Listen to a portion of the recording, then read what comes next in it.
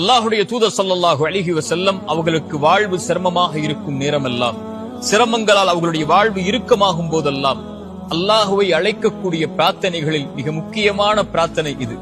யா ஹய்யு யா கய்யூம், உயிருள்ளவனே நிலையானவனே, பிரஹ்மதிக அஸ்தகீது, உன் அருளை கொண்டு உன்னிடத்திலே உதவி தேடுகிறேன், உன் ரஹ்மத்தை கொண்டு உன்னிடத்திலே பாதுகாப்பை தேடுகிறேன் என்று அல்லாஹுடைய தூதர் ஸல்லல்லாஹு அலைஹி வஸல்லம் சொல்வார்கள்.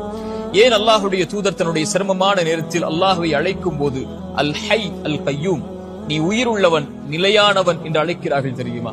குர்ஆனில் அல்லாஹ் ரப்புல் ஆலமீன் அவனுடைய மகத்துவமிக்க வசனங்களாக பதியக்கூடிய வசனத்தில் ஒன்று ஆயத்துல் குர்சி, நாம் அறிந்தது. அந்த ஆயத்துல் குர்சியில் அல்லாஹ் அவனுடைய தன்மையில் மேன்மையான தன்மையை கொண்டுதான் அந்த வசனத்தை துவக்கம் செய்கிறான். அல்லாஹுல் லதி லா இலாஹ இல்லாஹு அல் ஹை அல் கய்யூம், அவன் உயிருள்ளவன் நிலையானவன் என்று அல்லாஹ் ரப்புல் ஆலமீன் அவனுடைய மகத்துவமிக்க வசனத்தில் அல்லாஹ் கூறும்போது அல் ஹை அல் கய்யூம் அல்லாஹுடைய மகத்துவமிக்க தன்மைகளில் ஒன்று. அவன் உயிருள்ளவன், அவன்தான் எல்லாவற்றிற்கும் உயிர் கொடுக்கக்கூடியவன்.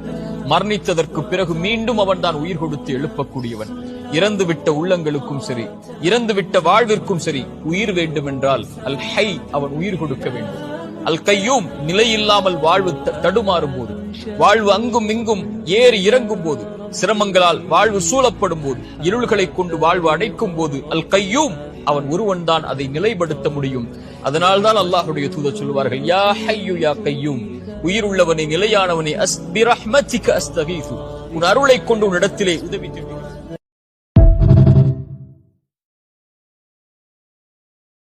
Download ShareChat.